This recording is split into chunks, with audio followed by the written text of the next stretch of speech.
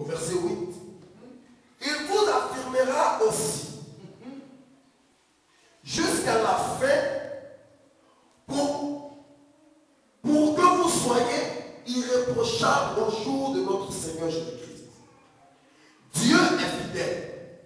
Lui qui vous a appelé à la communion de son Fils, Jésus-Christ notre Seigneur. Amen. Vous savez, c'est l'apôtre Paul qui est en train de parler ici. Un homme qui s'appelle Paul, un homme qui détestait l'Église, un homme qui n'aimait même pas l'Église, un homme qui tuait les chrétiens. Alléluia. Et un bon jour, il était arrêté dans un lieu et ils ont saisi un homme du nom d'Étienne. Et ils ont pris Étienne, ils l'ont amené à la place publique et ils ont commencé à lapider Étienne. Mais Paul était témoin de cet événement. C'est Paul même qui prenait les habits, les vêtements de ceux qui lapidaient Étienne et qui les gardait. Mais pendant qu'on lapidait Étienne, Étienne priait pour ceux qui le lapidaient. Étienne implorait Dieu pour ne pas que les personnes qui le lapident soient condamnées à cause de leur acte. Il dit, Seigneur, je te demande pardon. Et laissez-moi vous dire que ce n'est pas des éponges qu'on prenait pour taper Pierre, non. Étienne, mais c'est de vraies pierres, les amis.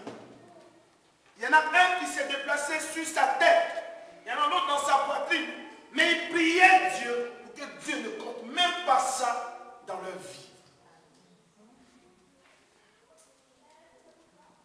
Mais aujourd'hui, tu as entendu qu'on t'a insulté un peu. Tu ne viens pas à l'église. Et dans ton cœur, tu pries que le Seigneur te venge. Tu pries que ça là, ça toi, Seigneur, venge-moi. Alléluia. On le lapide avec des pierres. Et Paul regarde. Comment un homme qui a tous ses sens, ils sont en train de taper avec des cailloux, il demande à Dieu de ne pas compter ça comme une faute dans leur vie. Il n'y en a pas beaucoup, les amis. Et Pierre et Paul étaient témoins de cet acte. Et Paul regarde. C'est quoi cet homme? Moi, tu vas me taper avec un caillou et je vais prier Dieu pour ne pas qu'il te compte ça comme une faute. Il n'y en a pas beaucoup, les amis. Alléluia. Alléluia. Alors, Paul regarde la situation et il est troublé du fait que Étienne prie pour ceux-là même qui sont en train de le tuer. Alléluia. Aujourd'hui, la guérilla partout, sinon. La guerre partout. La guérilla partout. Étienne, ils ont lancé des pierres, mais toi, on te lance une seule pierre. À partir d'aujourd'hui, je ne mets plus les pieds à l'église. C'est fini. Ça, je ne laisse pas tomber. Seigneur, venge-moi. Non, laissez tomber. Je suis venu te dire ce matin l'origine des disputes au sein de l'église. Je suis venu te dire ce matin l'origine des divisions au sein de l'église. Galates chapitre 2, verset 20. Nous venons à l'église, nous sommes remplis de l'esprit, mais c'est nous qui nous battons à longueur de journée. C'est nous qui avons les palabres à longueur de journée. Galates chapitre 2, verset 20. Est-ce que quelqu'un l'a trouvé? Oh, j'aime les chrétiens, ils cherchent la page, ils cherchent, ils vont dans... Galates, n'allez pas dans l'Ancien Testament, allez dans le Nouveau. Amen. Dépassez pour Étienne. Est-ce que vous avez vu? Galates chapitre 2, verset 20, qui dit quoi? Galates chapitre 2, verset 20. Galates 2, le verset 20. Écoutez, c'est l'apôtre Paul qui est en train de parler. J'ai été crucifié avec Christ. J'ai été crucifié avec Christ. Et si je vis, ce n'est plus moi qui vis. ce n'est plus moi qui vis. C'est Christ qui vit en moi. C'est Christ qui vit en moi. Si je vis maintenant dans la chair, Si je vis maintenant dans la chair, je vis dans la foi au Fils de Dieu. Amen. Les amis, je dis que là, il y a un mensonge. Parce qu'à la croix, c'est deux brigands qui ont été crucifiés avec Jésus. Mais lui, il dit, j'ai été crucifié avec lui. Il y a un mensonge. Ou s'il n'y a pas de mensonge, de quelle crucifixion il parle? Parce qu'à la croix, il y avait Jésus et deux brigands. Paul n'y était pas. Mais il dit, j'ai été crucifié, c'est un fait. C'est quelque chose qui s'est déjà passé. Mais pourquoi, posons-nous la question, Gino, pourquoi il dit que j'ai été crucifié?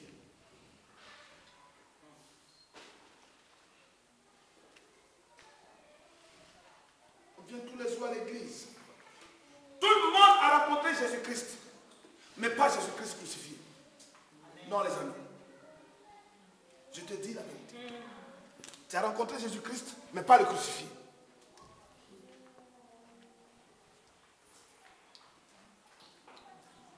Tout le monde a Jésus ici, mais pas le crucifié. Paul dit, j'ai été crucifié avec lui. Tout le monde pense ça comme slogan, Ingrid. Ce n'est plus moi qui vis, mais c'est Christ qui vit en moi. Vous savez ce que ça veut dire? Vous savez ce que ça veut dire cette parole? Ce n'est plus moi qui vis, mais c'est Christ qui vit en moi. Quelqu'un comprend de celui, on le frappe, on le torture, on pèse son côté, un mot ne sort pas de sa bouche. Et les gens prennent ça comme un slogan. Ce n'est plus moi qui vis, parce qu'il doit partir au village. Les sorciers sont là-bas. Donc il prend ça comme un slogan. Ce n'est plus moi qui vis, mais c'est Christ qui vit en moi. Ce n'est pas ça, les amis. Tout le monde a rencontré Christ, mais pas le crucifié. Paul dit, j'ai été crucifié avec lui. Est-ce que quelqu'un me comprend ce matin? Rentre au fin fond de toi-même. Rentre au fin fond de toi-même. Est-ce que tu as connu la crucifixion? Non, je ne crois pas. Il devait que nous nous divisons, nous nous battons, parce que nous ne sommes pas passés encore par la crucifixion. Non. Nous avons la parole, nous avons la Bible, nous avons le verbe, mais nous n'avons pas la croix avec nous. Nous n'avons pas la croix, les amis. Tu me dis, mais pasteur, de quoi tu parles ce matin? Parce que quand tu passes par la crucifixion comme Paul le signifie dans la Bible, il dit, j'ai été crucifié avec lui. Pourquoi? Parce qu'il est en train de te dire que quand il a vu la vie d'Étienne, il a regardé Étienne, quelqu'un à qui on lance des pierres, mais qui ne dit même pas un seul mot. Ça a sauté sa vie. Et il a commencé à marcher. Alors je pose la question au Seigneur, pourquoi tant de divisions dans l'église? Et le Seigneur me dit, étudie la vie de Paul. Je rentre dans Actes des Apôtres. Chaque jour, j'ai lu au moins 5 chapitres. Il y a 27 ou 28 chapitres, je crois. 5, je lis. Mais j'ai vu combien de fois l'apôtre Paul a souffert. Combien de fois ils l'ont frappé. Partout il passe, même il est tombé dans le coma. Mais un mot il n'a pas sorti. Il arrive ici, on le frappe. Il arrive ici, il parle un peu, on monte un coup contre lui. Un mot il n'a pas sorti. Mais regardez tous les dons de l'église. Bethel, quel don tu n'as pas eu? Quel don tu n'as pas eu, Bethel? Qu'est-ce que tu n'as pas reçu comme don? Quelle guérison tu n'as pas vu? Alléluia. Quel enseignement tu n'as pas eu, Bethel? Mais la division règne. Tout simplement parce que le grand nombre ne sont pas passés par la crucifixion. Corinthiens chapitre 1, verset 5.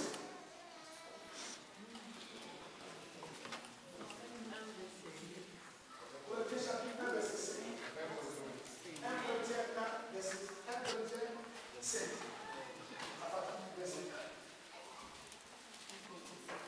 Regardez l'église qui a tous les dons, grâce. Cette église a tous les dons. Cette église, on parle d'elle. Cette église des guérisons merveilleuses. Mais regardez ce qui se passe dans cette église. 1 Corinthiens chapitre 5. On a dit généralement, Pas le soir. Est-ce que tout le monde a sa Bible? Vous avez vu 1 Corinthiens chapitre 1, ce qui a été dit. Que c'est c'est une église où il y a les dons. C'est une église où il y a les guérisons. C'est une église où il y a ceci. On fait les éloges de l'église. Mais regardons chapitre 5, ce que Paul dit. On entend dire généralement On entend dire de vous, Bethel, qu'il y a parmi vous qu'il y a parmi vous de la débauche. de la débauche. Et une débauche Et une débauche telle qu'elle ne se rencontre même pas chez les païens.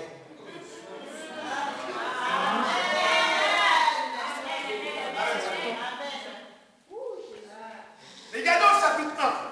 On dit que c'est une grande église. Ils ont tous les dons. Ils opèrent les miracles. Non, vous avez eu les enseignements. Mais vous avez eu ceci. Vous parlez en langue. Vous prophétisez. Vous faites ceci. Les paralytiques marchent. Les miens entendent. Tout le monde fait ceci. Mais regardez au chapitre 5. Il y a de la débauche. Que même chez les païens, on n'a jamais trouvé ça.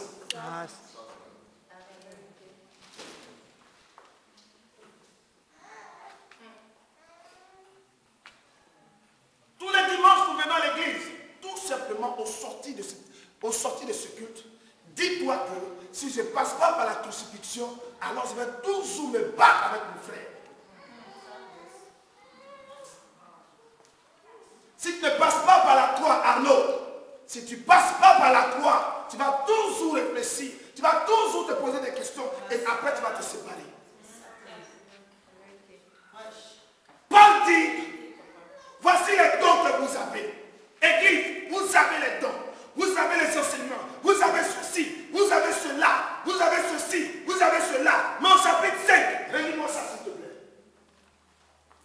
On entend dire généralement Qu'il y a parmi vous de la débauche. Il y a parmi vous de la débauche. Et une débauche telle qu'elle ne se rencontre même pas chez les païens. C'est-à-dire les païens qui sont habitués à la débauche. Eux-mêmes, c'est la nourriture de tous les jours. Les païens, la débauche, c'est chez eux. Mais la débauche qu'il y a à l'église de Corinthe, les païens, même, c'est mieux que ce qu'il y a à l'église.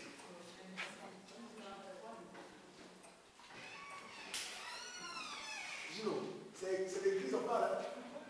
C'est les païens qui ont la débauche. Et puis l'église a sa débauche. Mais c'est pour les païens là qui est mieux que pour l'église. Avec tous les païens en langue, tous les miracles, mais la débauche de ceux-là. Et puis, dis-moi la suite. C'est la suite même pas de tuer. Dis-moi la suite. Au point que l'un de vous a la femme de son père. L'un de vous, église de Corinthe, il prend la femme de son papa.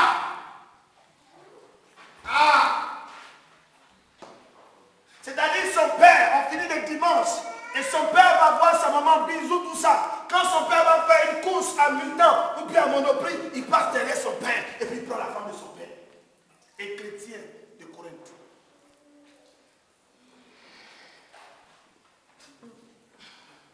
C'est dégueulasse, c'est répugnant.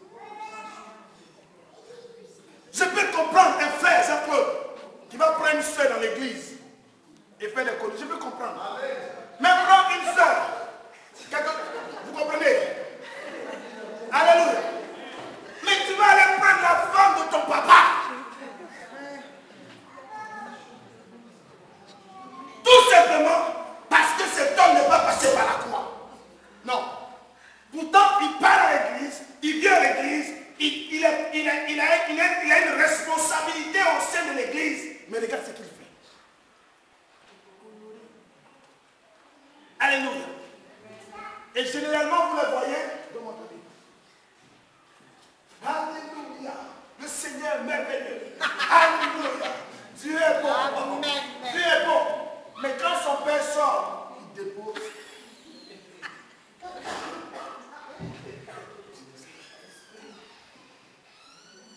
Mais vous le voyez, frère, comment? Oh mon frère, ma soeur, que Dieu te bénisse ma soeur. Que Dieu te bénisse ma soeur. Oh, sois béni ma soeur. Le Seigneur te bénisse. Oh mon frère Ludovic, que Dieu te bénisse, sois béni.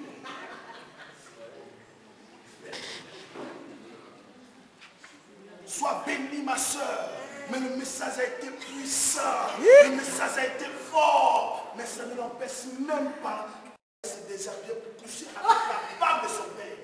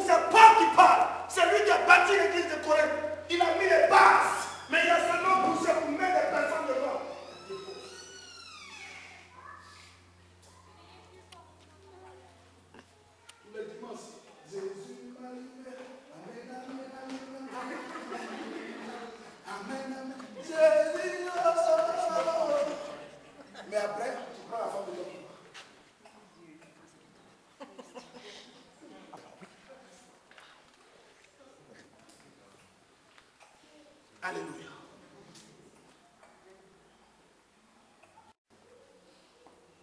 Tu es chrétien.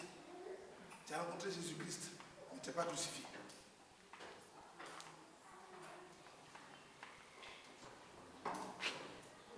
Est-ce que je parle au cœur de quelqu'un? Amen. Dominique, est-ce que tu m'as compris? Amen. Pourquoi il y a tant de divisions au sein de l'église? Pourquoi les gens se bagarrent entre eux? Pourquoi les gens s'insultent à longueur de journée? Parce que la crucifixion n'est pas là. Parce que l'homme intérieur, l'homme mauvais, l'homme créé avant est toujours présent. Et tu tapes ta poitrine, moi tu ne me dis jamais ça. C'est à moi que tu parles comme ça. Dis à ton frère, passons par la croix. Passons par la croix. Dis à ton frère, passons par la croix. Regarde bien dans les yeux, passons par la croix. Passons par la croix. Dis-lui, passons par la croix. Les amis, ce n'est pas un jeu. Tu vas toujours te battre avec ton frère et ta soeur tant que tu ne passes pas par la croix. Amen. Alléluia. Amen. Là où il y a un groupe de personnes, si tu n'es pas passé par la croix, vous allez toujours vous insulter. Tous les jours. Tous les jours.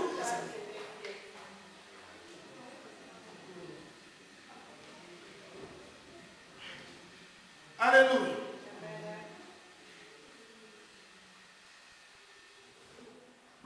1 Corinthiens chapitre 2, verset 2. Amen. 1 Corinthiens chapitre 2, verset 2. 1 Corinthiens chapitre 2, au verset 2. Je lis ça. Car je n'ai pas eu la pensée de savoir parmi vous. C'est Paul qui arrive à l'église de Corinthe et qui l'a dit. Car je n'ai pas eu la pensée de savoir parmi vous autre chose que Jésus-Christ. Autre chose que Jésus-Christ. Et Jésus-Christ crucifié. Et Jésus-Christ crucifié. Amen.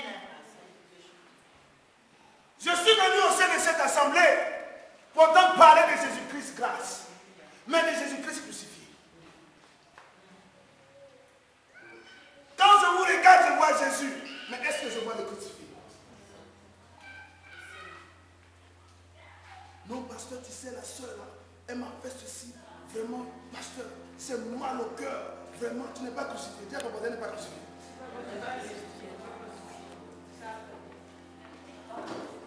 Ça là, je ne laisse pas, pasteur. Ça là, je ne laisse pas tomber. Ça là, dis à ton voisin, elle n'est pas crucifiée. Elle n'est pas crucifiée. Elle n'est pas crucifiée. La guerre à gauche, à droite. Parce que personne n'est passé par la croix.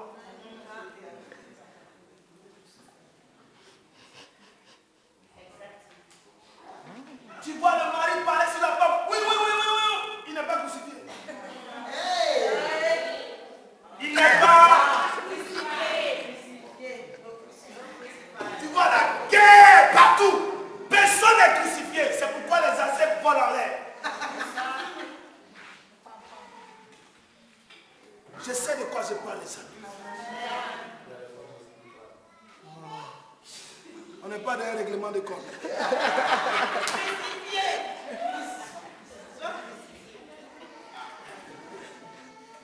Je n'ai pas vu la dépense. Je regarde l'église Bethel. Je regarde l'église de Corinthe. Paul dit, j'entends dire de vous que la dépense des païens est mieux que la dépense dans l'église. Les amis, c'est un scandale. À tel point que les païens ont horreur de l'église. Les païens, quand ils voient l'église, ils ont peur. Parce qu'on n'est pas crucifié. Mais on sait parler, on a le verbe. Non, tu sais, le Seigneur est puissant, le Seigneur est merveilleux, le Seigneur est ceci, mais tu n'es pas crucifié. Si tout le monde passe par la crucifixion, les amis, je vous assure qu'on ne le connaîtra plus. Clarisse, si tout le monde passe par la crucifixion, il est assis. On le lapide, on le tape, on lui lance des pierres. Un mot ne sort pas de sa bouche. Il dit, Seigneur, je pardonne. Je laisse tomber. Ne compte pas ça comme une faute, Seigneur. Parce qu'il a regardé la croix de Jésus-Christ. Quand vous lisez la suite de ce passage, il dit, je vois le ciel ouvert et je vois Jésus-Christ. Il n'a pas le temps de faire attention à tout ce qu'on met sur sa vie. Mais il regarde qu'à la croix. Parce que quelque chose de grand s'est passé à la croix, les amis. On vient à l'église tous les jours. Mais on n'est pas crucifiés, les amis. Et Paul dit, je suis venu regarder vers vous. Est-ce que parmi vous, j'ai vu le témoignage de Jésus, mais pas celui du crucifié? C'est nous, on se plaint à longueur de journée. Je me plains de mon frère, je me plains de ma soeur, je me plains de mon pasteur, parce que je ne suis pas crucifié.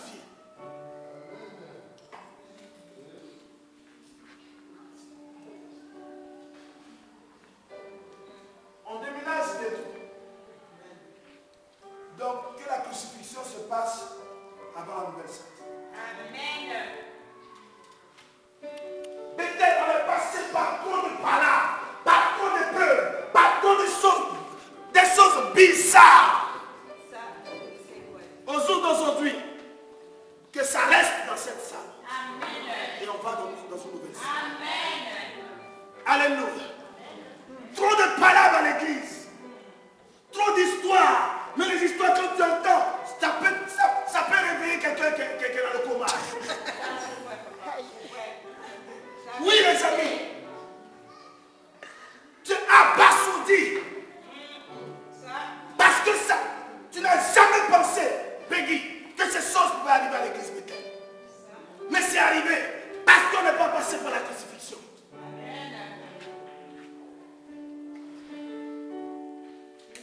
Parce qu'on n'est pas passé par la crucifixion. Et nos vies, c'est comme en temps de scie. Après on prend un vol, on redescend. Après on prend un vol, c'est dans cette même salle qu'on était pour aller à Pupan. On est dans cette salle, vous retournez encore à Pupan. Un homme averti. En vaut.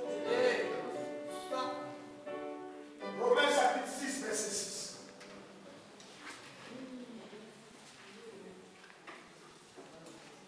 Est-ce que Dieu nous fait du bien ce matin? Amen.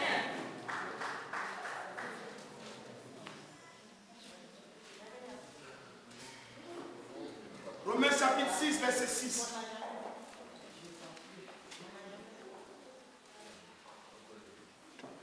Ce matin, je vais te poser la question. Quand tu rentres au plus profond de toi-même, quand tu analyses ta vie, est-ce que tu peux parler de crucifixion? Romains chapitre 6, verset 6.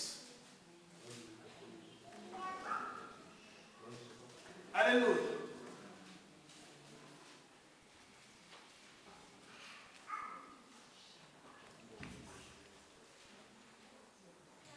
Romains chapitre 6, verset 6.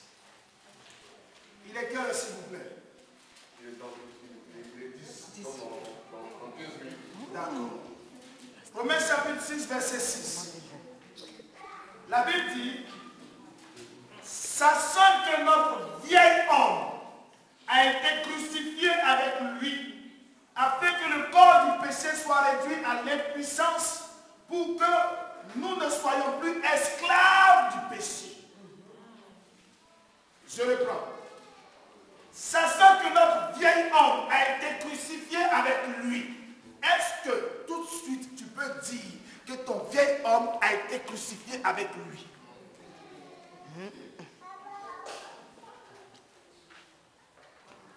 Il dit mon vieil homme a été crucifié avec lui. Le vieil homme, c'est moi de manière naturelle. On ne me dit pas ça. Jean-Marc, jamais tu vas mettre ta main sur mon front et tu vas me pousser comme ça. Jamais. Parce que mon vieil homme va te parler. Mon vieil homme, il va former le point. Et il va rendre son coup pour dire, moi je suis pasteur, mais c'est être humain. Alléluia. Et puis on va se bagarrer. Mais quand le vieil homme est cloué à la croix les gens chantent. À la croix, Jésus m'a tout sauvé. Comment ça s'appelle? Jésus m'a. choix monumental que tous les chrétiens font, parce que la croix, c'est le symbole de la mort.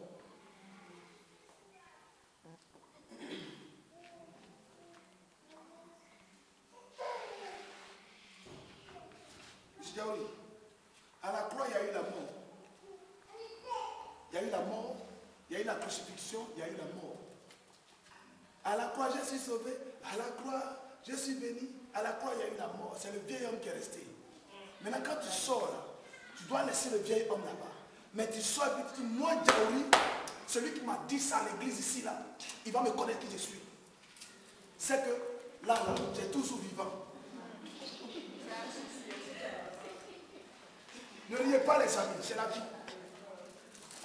C'est la vie. Qui peut lever son doigt ce matin pour dire, c'est Jésus-Christ, mais est-ce que je l'ai crucifié? Lève ta main, je te salue ce matin. C'est crucifié, dit Jésus. C'est crucifié, dit gars.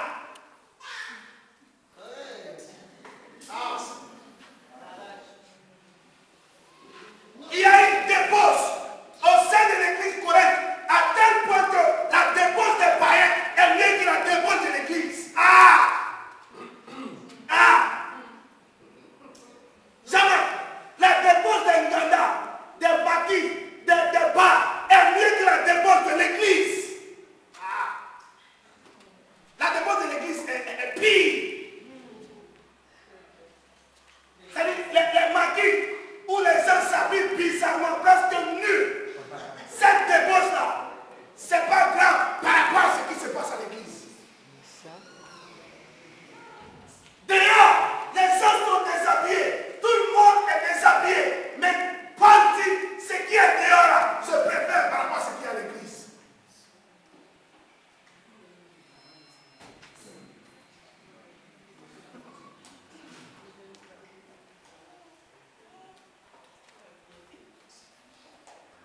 Qui est crucifié? À quel point qu'on prend Facebook pour faire la guerre?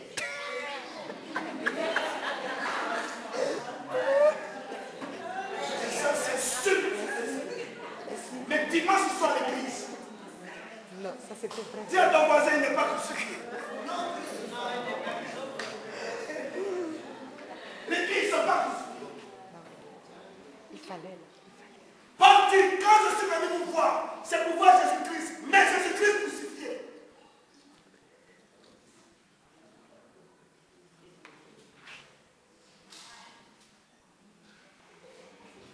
Voilà l'origine des divisions.